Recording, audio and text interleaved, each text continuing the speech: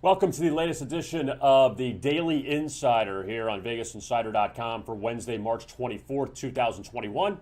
Kevin Rogers with you. Hope everybody is doing well as we have a break in the NCAA Tournament until Saturday. We'll hit on the latest lines coming up in just a few minutes. First, we'll start with the NBA and what unfolded last night in which the favorites dominated. And we'll see if they continue that tonight or if it reverts back to the underdogs coming through.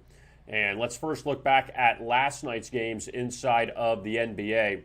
And the favorites end up going 5-1 straight up and against the spread. First, the Nuggets end up beating the Magic 110-99, a game that Denver was up big as they took a 22-point lead at the half, and the Magic made it interesting in the fourth quarter.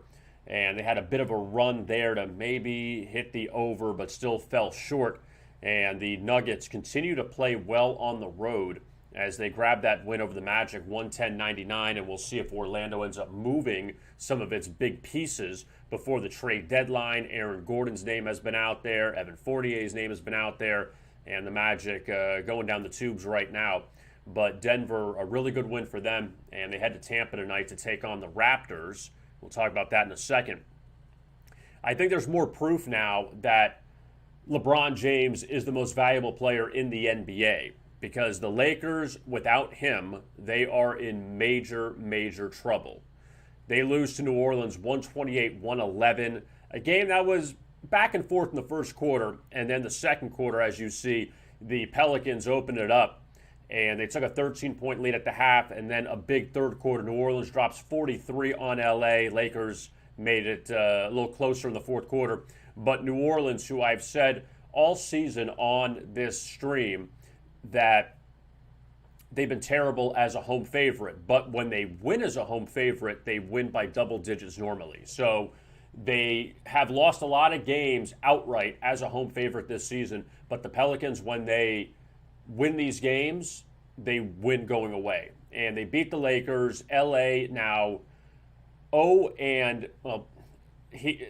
got hurt in the second quarter of the Hawks game, so 0-3 now without LeBron in the three games. They got blown out at Phoenix. They got blown out at New Orleans. They lose the Atlanta game. So the Lakers obviously now taking a bit of a step back, and we'll see what that means as far as seeding moving forward in the Western Conference. They obviously won't be a 1 seed. They probably won't be a 2 seed, and we'll see how far they drop. We'll see if the Clippers end up passing them. I mean, the Suns right now playing so well that Phoenix could end up winning the Pacific when it's all said and done. And let's look at the Suns. They beat the Heat 110-100. Goran Dragic was hurt. Suns were in control this whole game, laying 2. And again, another win for Phoenix in which they win and cover. I mean, it's not asking much to win by 3. They were laying 1, 1.5, and close to 2. But Phoenix remains perfect now in their wins. They've covered every single game. And the Heat, they've gone backwards of late with a few losses to Indiana at home and then to Phoenix at home. And the Suns right now just playing very, very well. The Knicks end up beating up the Wizards 131-113, game that easily goes over the total. And the Knicks pull away in the second quarter of that game. You see kind of put on the brakes in the fourth quarter. But 2 39-point quarters for New York. And the Knicks, who had gone through the stretch of 3 of 4 games against Philly twice, against Brooklyn. They also held off Orlando. But now get a little bit of a, sorry, Wizards, easier opponent. And Washington, for the exception of beating Utah at home as 10.5-point underdogs, the Wizards have really gone through a bad stretch since the All-Star break. They beat the Clippers before the All-Star break and have just not played well since, and kind of reverting back to what they were the first 2 months of the season. The 76ers beat the Warriors 108-98 in a very crazy game. Philadelphia was up 23-24 in the first quarter. They were just running away from Golden State. Steph Curry's still out for the Warriors. Obviously, Joel Embiid's out for Philadelphia. But Sixers up big, still in control at the half. Golden State came back and took a 6-point lead in the fourth quarter. That they were up at the end of the third. Look at that. Down 18 at the end of one, down 14 at the end of two, and then they took a 5-point lead going into the fourth quarter. They were up 6 with about 7-8 minutes left, and then Philadelphia took over, and they won 108-98. So obviously, if you have the over, that kind of stings, just 13 points for the Warriors in the fourth. But I had Golden State last night, and watching the beginning of that game on TNT, Philly's up 25-9. They're up something crazy, and you're saying, all right, it's the NBA, it's early. Let's not panic just yet. Sometimes I like the fact when a team gets down huge early, you say, okay, they're going to come back. They're going to make it interesting. Did I think they would take the lead going to the fourth quarter? No. But even without Steph, I looked at what Philadelphia's throwing out there. Yeah, they still have Ben Simmons. They have Tobias Harris. But there's still a lot of guys you say, all right, Philadelphia is not that much better than Golden State. Yes, you lose Steph Curry, it makes a huge difference. But the Warriors still with some players out there, and they had a slow start. They come back. Tough loss for them coming back home. And Philadelphia, without Embiid, they keep playing well. And it hurts Embiid's MVP case a little bit because you look at LeBron, Lakers are a mess right now. Even what people have said about James Harden, that look at James Harden leaves Houston, they lose 20 straight games at one point. So obviously James Harden was very valuable in Houston, and now in Brooklyn, Kevin Durant's out, Kyrie's missing a few games this week, and James Harden's kind of carrying that team. The Nets go into Portland, again, Harden all alone, didn't have a great game last night, was 0 of 7 from 3, struggled from the floor, but Brooklyn holds off Portland 116-112, a game the Blazers led early. You see that 41 in the first. Look at the last three quarters, 25, 25, 21. So the Blazers offense just completely goes downhill, and they're coming off that 40-point loss to Dallas a few nights earlier. You would have thought, all right, now this is an opportunity for Portland without Kyrie, with just Harden out there, and Brooklyn on the front end of a back-to-back with Utah tonight, that maybe you get the Nets. And Brooklyn came out and won, and you got to give the Nets a lot of credit there. A lot of people criticize the Steve Nash hiring when it happened. You know, what's going to happen with Durant and KD, and then, you bring in Harden, how's this going to work? And we still haven't seen it work from the standpoint of the three of them together consistently. And that's just because Kevin Durant's been hurt. That's by nobody's choice. So now we're seeing what James Harden can do when he cares in the situation in Brooklyn, and they've been tremendous over the last few weeks, but we're still waiting for the three of them to play together and see what they can do in the playoffs if they face Milwaukee at one point in the Eastern Conference playoffs, and that's really kind of what we're waiting for, but Brooklyn continues to play well. And the favorites end up going 5-1 straight up and against the spread. The only loser was Portland. But in these wins, 4 double-digit wins by the favorites last night, and none of them terribly heavy favorites. Denver laying 7.5, and they were in control of that whole game at Orlando. So the favorites do well. Now, will the favorites do well tonight is the question. Let's look at tonight's card, and a very big card in the NBA. We'll go through all the games. Detroit's at Indiana, and the Pacers laying 6. Indiana won at Detroit a few weeks ago. Pacers, they just don't have it together right now. I know they won 2 at Miami, but go back through this stretch since right before the All-Star break. They won this game at Minnesota in overtime. And then after that, losing these 4 in a row, winning at Cleveland barely, losing to Denver. They were down big in that game early, came back, and then the Nuggets pulled away from them. But they blow this Laker game at the end, win at Phoenix. I'll give them that. That's a good win for the Pacers. They were up in the fourth quarter against Denver, and then the Nuggets end up pulling away in that one. They lose at home to an undermanned Brooklyn team, and they beat the Heat twice, and the Heat right now is struggling, and then they get blown out by Milwaukee without Giannis. So this Indiana team, since this February 24th, look at that, 3, 4, 5, 6, 7, 8, 9, 10, 3-10 against the spread for Indiana. And now they get Detroit, who they beat 111-95. But that was also the Pistons were coming off a win, and Detroit's been terrible off a win this season. So good luck with that game. That one I'm going to pass on. That's a tough one. But Indiana just, I feel like they haven't gotten it together. And even though Toronto, who we'll look at in a second, is the biggest disappointment probably in the league, and they have a lot of caveats moving to Tampa, being out of Toronto. They had the COVID thing around the All-Star break. They've had a lot of things go against them this season, the Raptors. And they're 17-26. Indiana, 19-23, a first-year head coach. What have they had go against them? I mean, in reality. Victor Oladipo gets traded. Okay, he's with Houston, and Houston had lost 20 straight games, so let's not make it out to be like he's making that big of a difference there. But Karis LeVert finally came back, and he came in that big Harden trade, and he's obviously a very good offensive player. But there's something missing with that Pacer team, that why they've had so many issues this season, and they've had a couple of games they couldn't close out. Denver's at Tampa. Well, I say they're at Toronto. They're playing the Raptors in Tampa. And the Nuggets, off that win over the Magic last night, I got to give Denver a lot of credit because on the road, look at that record, 14-8, and Denver laying 2 tonight against this Raptor team who's lost 9 in a row. Look what Denver's done on the road recently. Beat Orlando last night, held off Memphis, beat Indiana, convincing win at Milwaukee, beat Chicago, beat OKC. 5-0 road trip. Well, they had a break here with the All-Star break. But 5-0, 6-0. So 6 straight road wins for the Denver Nuggets. And they're a team that you always look at as a great home court advantage, but not great on the road. They're a really good road team, Denver. And you got to give them credit. Toronto's lost 9 in a row.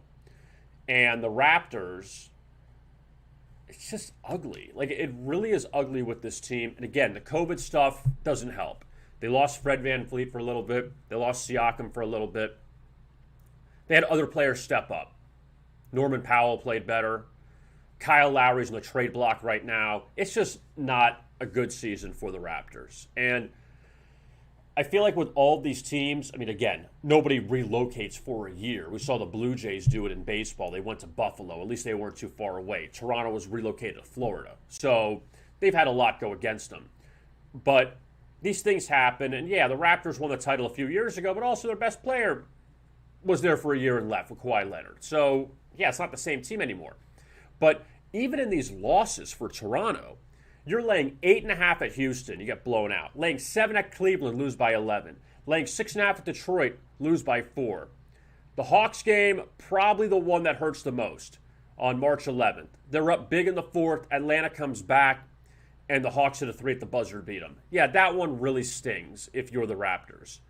Their last win came against Houston during Houston's 20-game losing streak. So that's the last time they've won a game is against one of the worst teams in the NBA. It just has not been good. They hung in that Jazz game back last week, but it really has not been it's been a terrible stretch here for Nick Nurse and the Raptors. Now, look at this homestand. Denver, Phoenix, Portland. Good luck. Like, that's just brutal. But then they go to Detroit, Oklahoma City, and then even after that, Steph should be back by then, you would think. Washington is erratic. And if LeBron's still out, that Lakers team is not very good. You saw that. If you watch the Lakers' last few games, they have players there. They have all right players, but it's just nothing without LeBron. And obviously Anthony Davis makes a big difference too when he's playing. But even without Anthony Davis, the Lakers still won some games. Without LeBron, I don't know when they're winning a game again. Seriously. Celtics and the Bucks, they hook up in Milwaukee tonight. And Milwaukee, remember, they lost on opening night at TD Garden. That was the Jason Tatum 3, the bank shot he hit over Giannis. And then Giannis got fouled on the inbound, which was a questionable call. He got fouled by Tristan Thompson. And then Giannis missed the free throws to put them ahead. So this is the first time the Celtics and Bucks are playing. We've seen them play in the playoffs before. So a lot of familiarity with these two teams. Now, Boston, not playing well right now. They're 8-15 on the road. And just looking at their road numbers, tough loss at Memphis in overtime the other night. They get the Bucks a few times here. But losing at Cleveland, beat Houston. Everyone's beating Houston. Brooklyn, they hung around in that game. The Nets kind of pulled away.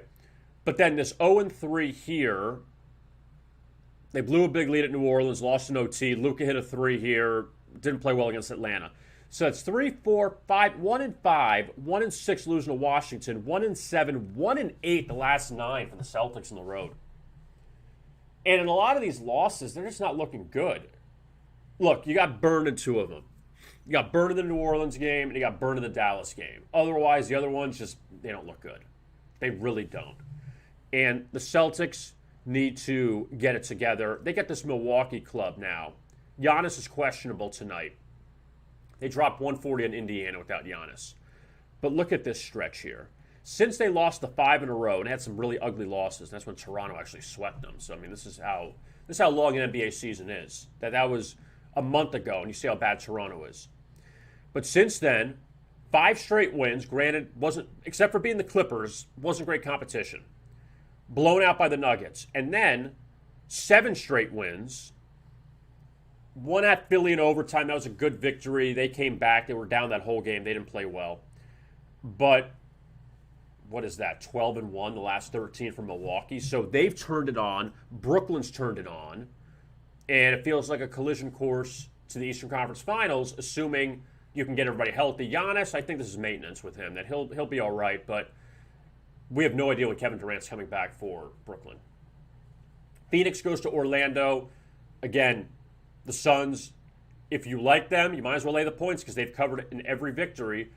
Orlando, off no rest. Phoenix off no rest too. But Orlando, again, a lot of stuff with the trade deadline with these players. If they're going to go, they just beat Brooklyn as a heavy home underdog. So the Magic have that potential. They did lose to Phoenix earlier this season on the road, and now they're getting 9.5. Man, I think that's a heavy number there to lay for considering both teams played last night. But the Suns continue to roll, and they're playing very well.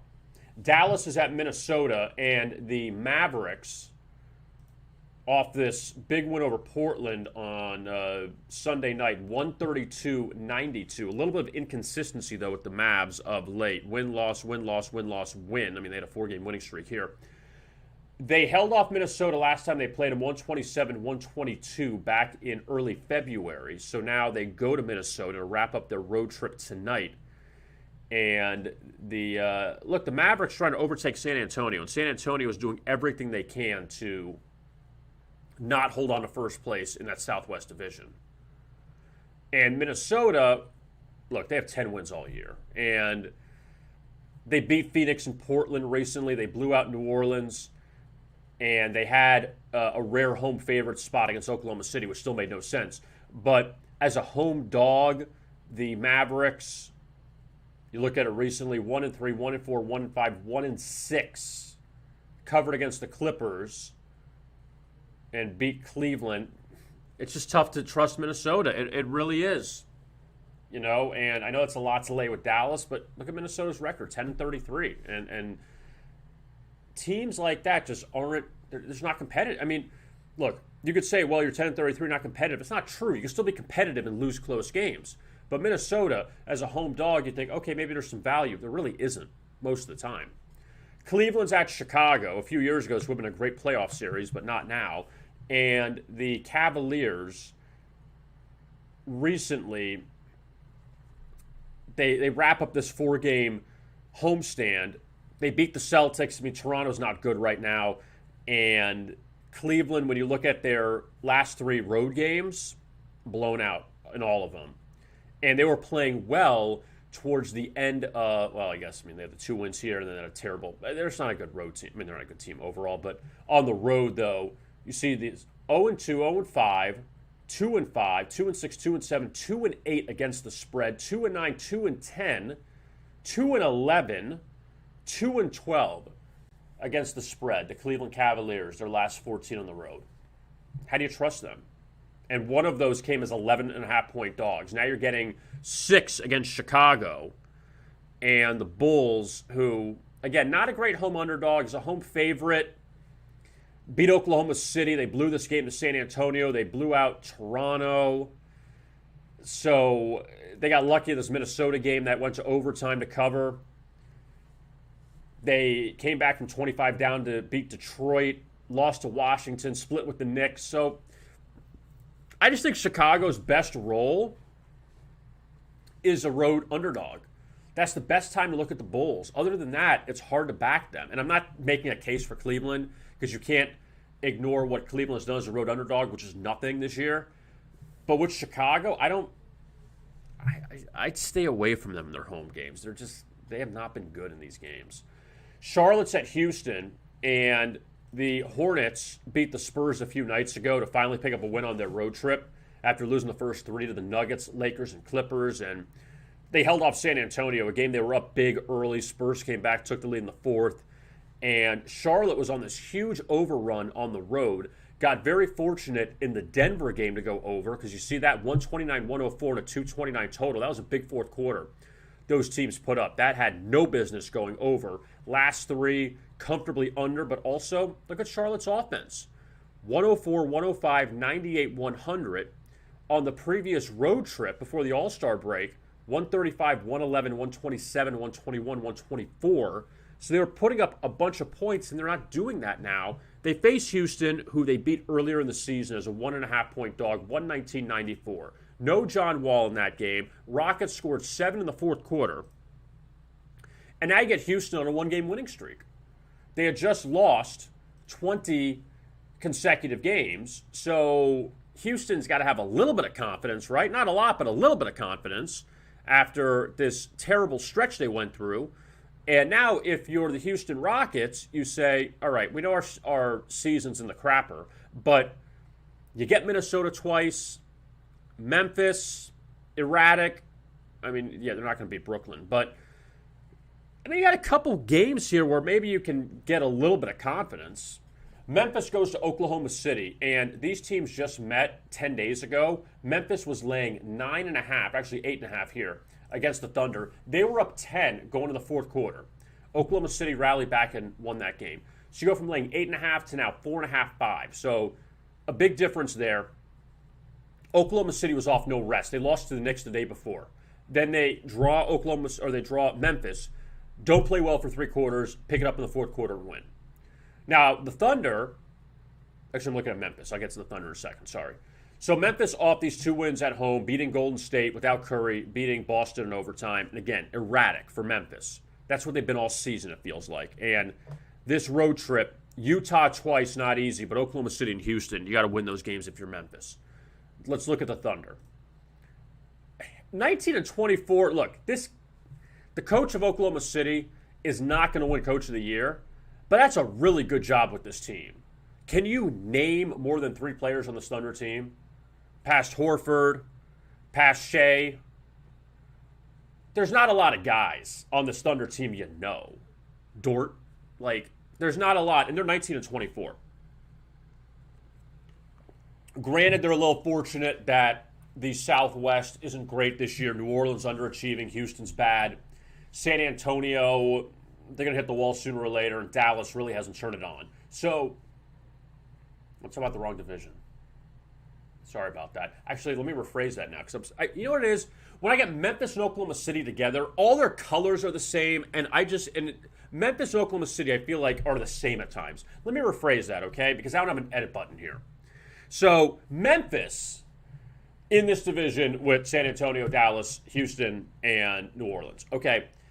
Now, the point is, Oklahoma City deserves more credit because they're in a division with Utah, who is running away with the division, Denver, who's played very well, who was in the Western Conference Finals last year, and Portland, who's very good. Minnesota's crap. But 3 playoff teams in that division for the Oklahoma City Thunder. So they are 19-24, considering everything, considering that Chris Paul's now in Phoenix, they've lost all their superstars, and they're still pretty respectable. They are.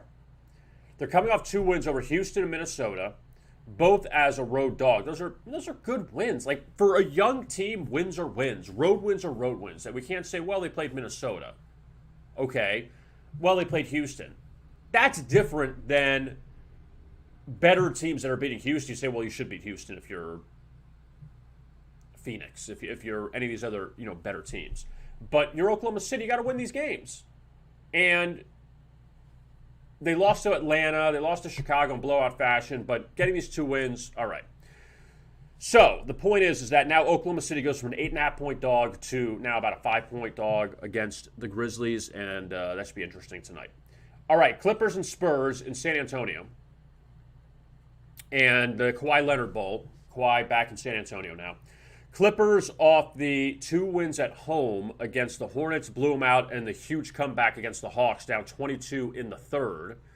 And they somehow cover that, which, if you had Atlanta, we apologize.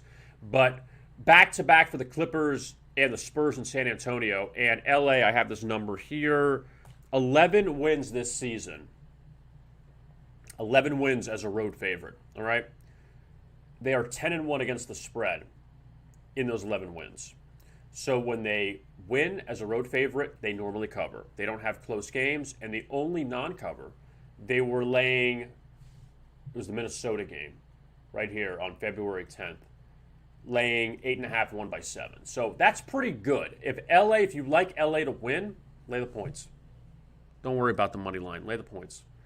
Now, San Antonio, they're off back-to-back losses to Milwaukee and Charlotte. San Antonio, I believe it's 8 straight wins they have against teams at 500 or below.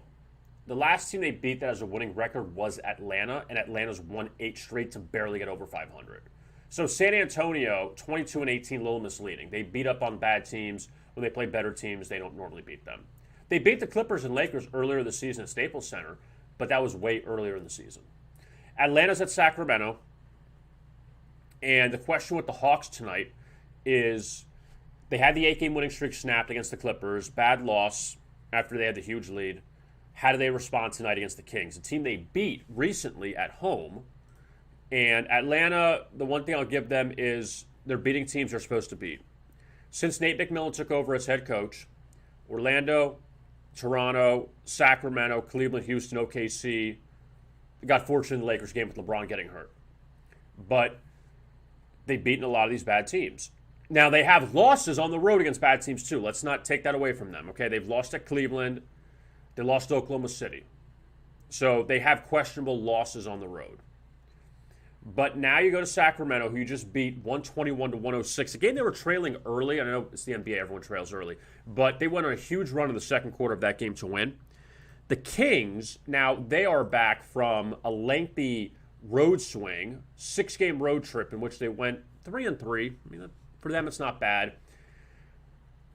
I mean, Philly and Boston only really quality teams out of that. I mean, Atlanta we know is playing better. Charlotte's kind of up and down. But they held off Washington, good win at Boston, and beat Cleveland to wrap it up. So now they're back at home. Sacramento 3-9 straight up and against the spread this season as a home dog. Can't trust them in that role. You can't. And they are a home dog for the first time since February 15th. So they've been favored in the last 4 home games. So you get the Kings as a home dog. Be careful. Utah and Brooklyn wrap up the night from Salt Lake City. That's the late ESPN game. And first time they're playing since January 5th, a 130-96 blowout loss by the Jazz to the Nets. And that was pre-Harden. Durant was hurt. Kyrie was hurt. They had nobody playing in that game, and yet Brooklyn totally ran them. So now, still no Durant, still no Kyrie. All you have is James Harden, and Harden coming off kind of a tough game last night, but they beat Portland. He wasn't great. But you have Blake Griffin in the fold now. He's getting some time. So you see what kind of impact he can make. The Jazz, now they're off a 5-game road trip. So you got a lot of teams, Oklahoma City, Sacramento, Utah, off big road trips coming back home tonight. And Utah, they beat Chicago convincingly. They held off Toronto. They were on this little ATS slump after, look, Utah went on this huge run and they went on a 1-6 ATS run. The Boston game even was not easy. The 117-109 win. That one, they had to pull away in the fourth quarter. But they finally get a blowout against Chicago. Now you come home where past Brooklyn, Memphis twice, Cleveland at Memphis, Chicago, Orlando. Like, this is a run now that Utah can kind of get right. And even tonight against Brooklyn, you're laying double digits against Brooklyn.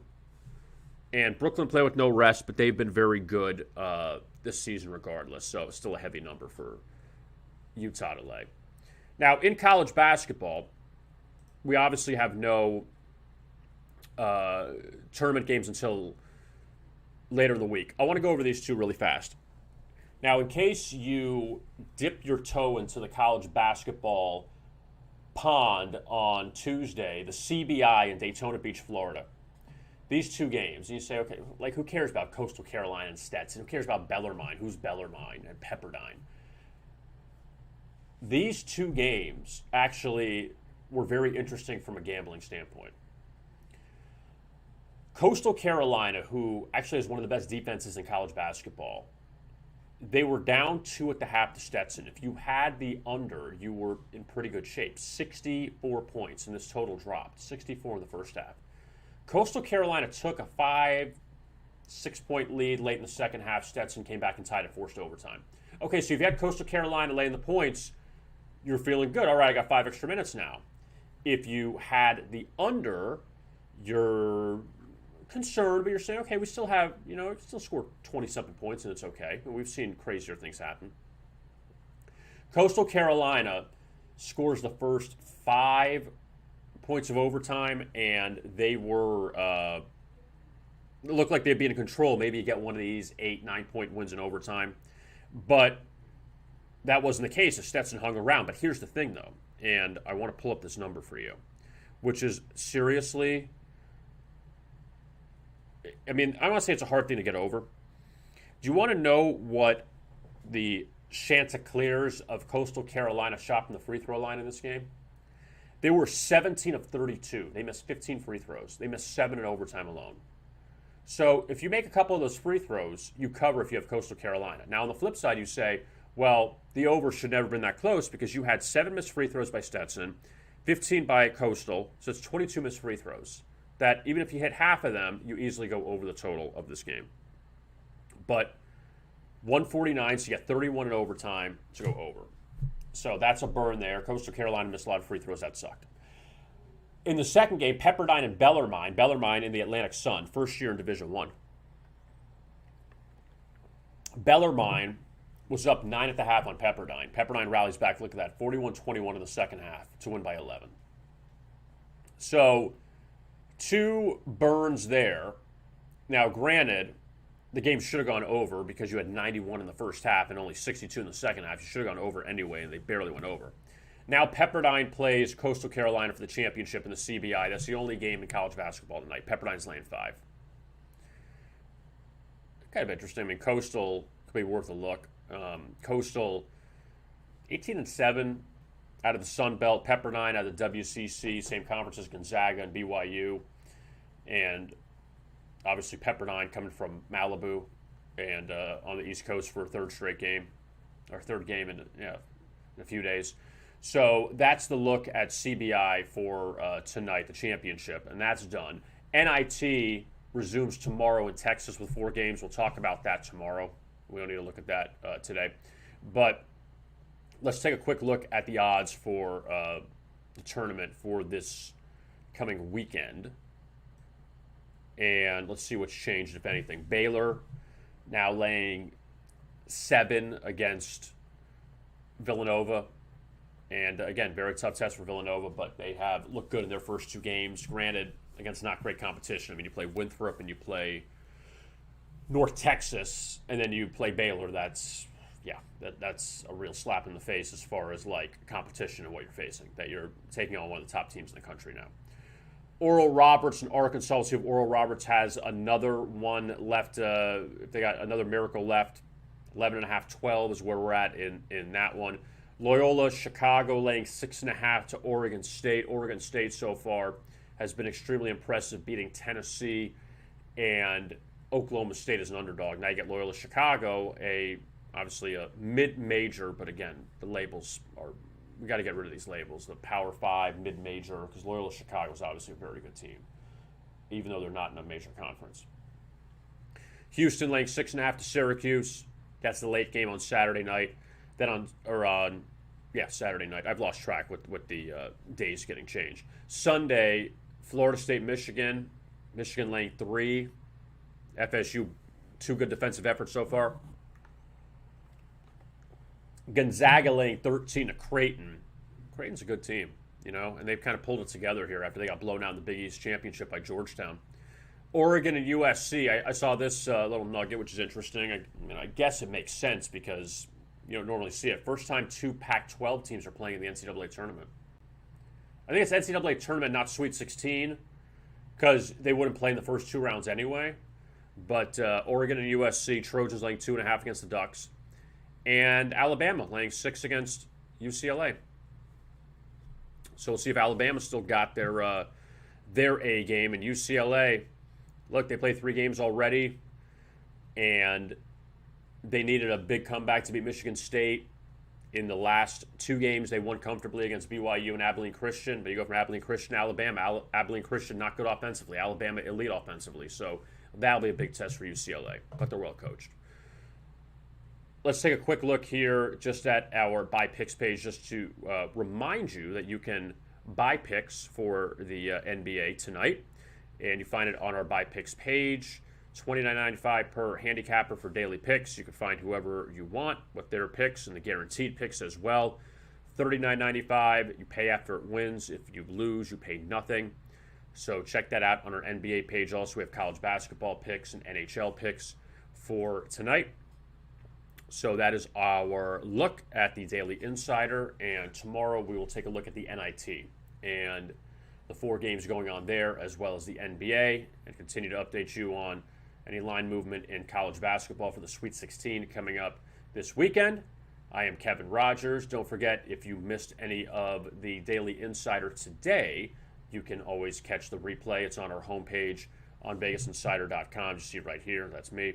And it's underneath our main cover story right now, Celtics and Bucks, which is one of the games tonight in the NBA that we'll keep an eye on. So you could find it there and also find it on our YouTube channel at Vegas Insider. I am Kevin Rogers. Thank you so much for watching here on this Wednesday. And as always, best of luck with your bets.